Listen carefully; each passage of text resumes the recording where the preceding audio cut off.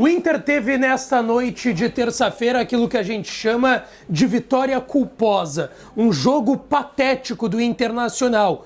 Pelo menos a derrota não veio e nem o empate, que seria muito mais trágico, ainda mais por conta da partida horrorosa que o Inter protagonizou para um pouco mais de 15 mil torcedores aqui no estádio Beira-Rio. Mais de 70 bolas levantadas na área de um time de Série D do Campeonato Brasileiro. Muitas coisas têm que ser repensadas. Pezinho no chão e algumas avaliações sobre jogadores como o Ener Valencia, que saíram vaiados aqui do estádio Beira-Rio nesta noite. Nesse vídeo, a gente fala da vitória culposa do Inter, constrangedora por 1-0 contra o Maracanã. O pior foi evitado, mas em um jogo muito abaixo do esperado.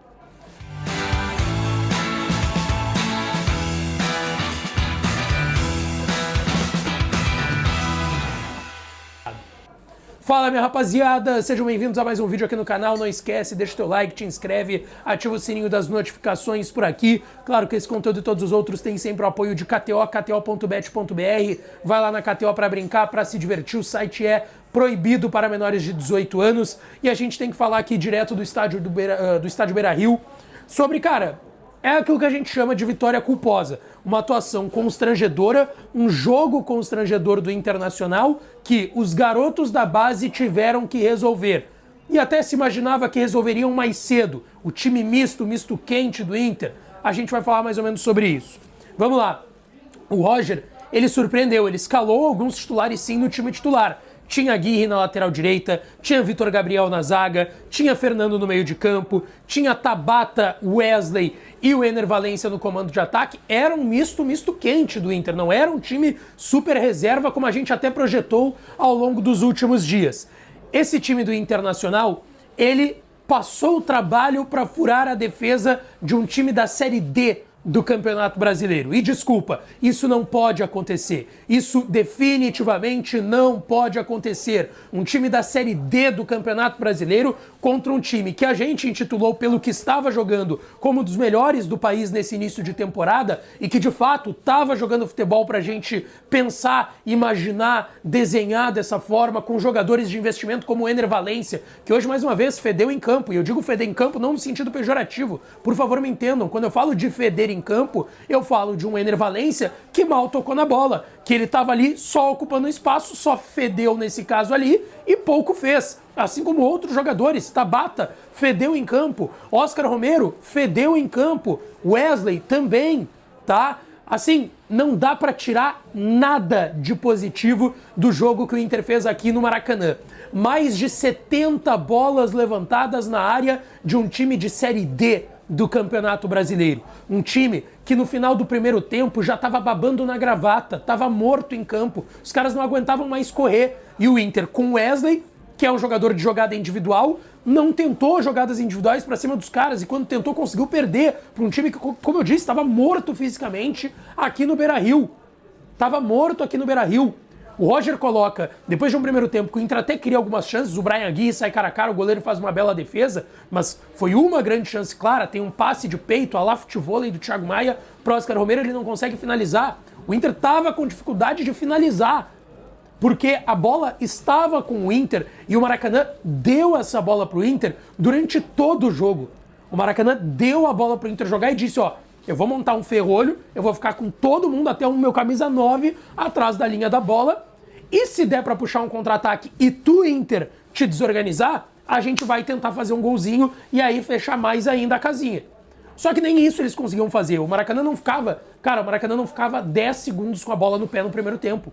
Era só o Inter com a bola, mais de 80% de posse no primeiro tempo, mas sem criar grandes chances. Só a do Bryan Aguirre numa triangulação pelo lado direito. Só é muito pouco. Fora isso, foram várias bolas levantadas na área do Maracanã. E isso não pode. Um time como o Inter não pode jogar assim dentro de casa. Não pode. Pro segundo tempo, o Roger ainda tenta, ele bota o Vitinho. Cara, desculpa.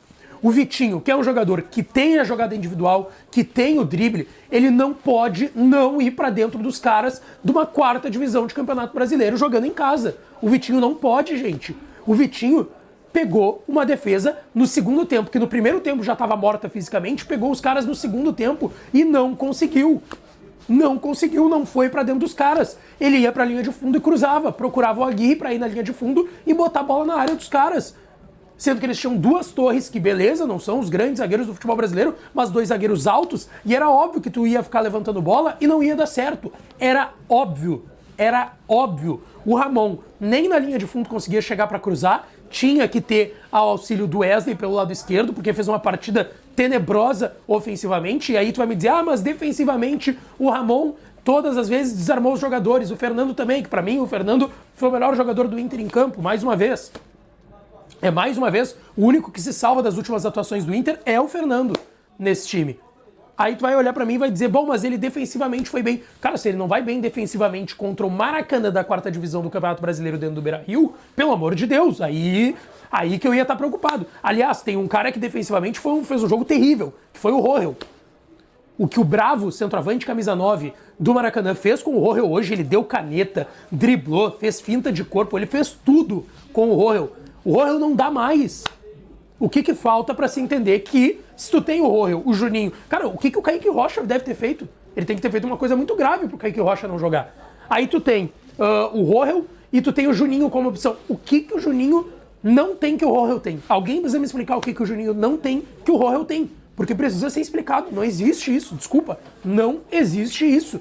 E aí foi a sina do jogo do Inter, levantar a bola na área, o Ener Valencia saiu justamente vaiado por alguns torcedores, o Roger teve que abrir mão daquilo que ele estava fazendo, que era poupar os jogadores no banco, os titulares, teve que botar o Alan Patrick, que aí o Inter consegue encontrar um pênalti que é indiscutível, foi muito pênalti no Wesley, muito pênalti, parecia bom. Alan Patrick faz 1-0, e isso ali tinha 30, 35, faz o segundo gol e tá morta a cobra, uma atuação ruim, mas ganhamos de 2-0.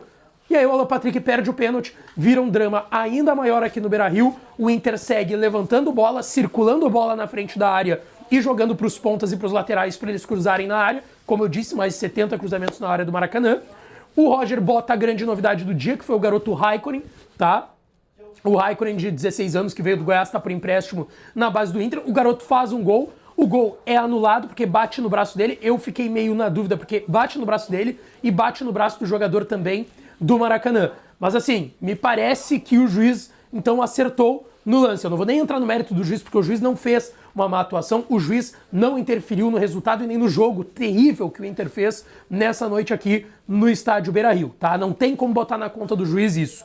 E aí o gol é anulado, o drama se torna maior, até que vem um gol que foi muito tempo analisado e isso me incomodou. A única coisa que me incomodou daí foi no VAR e não no árbitro de campo, foi a demora pro gol do Gustavo Prado, de uma bola que é um cabeceio, a bola sobra pro Gustavo Prado, ele fuzila no fundo das redes e faz o gol que dá a vitória do Internacional. Uma vitória culposa, num jogo ruim. Aí vocês vão me dizer, poupou, mas não foi o time todo. E mesmo que tivesse poupado o time todo, esse time do Inter tem que fazer muito mais contra um time de 4ª divisão, que é o Maracanã, que tá de parabéns. Quem sai de parabéns e sai feliz aqui hoje, principalmente é o Maracanã pelo jogo que fez, de ter conseguido segurar só 1-0, porque a gente pensava, é jogo pra tu tocar 4 nos caras, e não foi o que aconteceu. É uma vitória culposa, que tem muitas questões a serem analisadas em relação a, inclusive, time titular, tá? O Thiago Maia não fez um jogo ruim, tá? O Thiago Maia é um dos poucos, assim como o Fernando, que se salva e vai provando com a fase ruim do Bruno Henrique, que talvez tenha que ser titular, e cara, o Ener Valencia não dá mais. Fica claro que o Ener Valencia não dá mais no time do Inter, tem que comer um banco por bastante tempo para ver se vai merecer a titularidade. Deixa a tua opinião nos comentários do que tu achou desse jogo do Inter. Não esquece de deixar o teu like, te inscrever, ativar o sininho das notificações que a gente volta com o vestiário do Inter daqui a pouco aqui no canal, tá? Beijo, um abraço e até a próxima.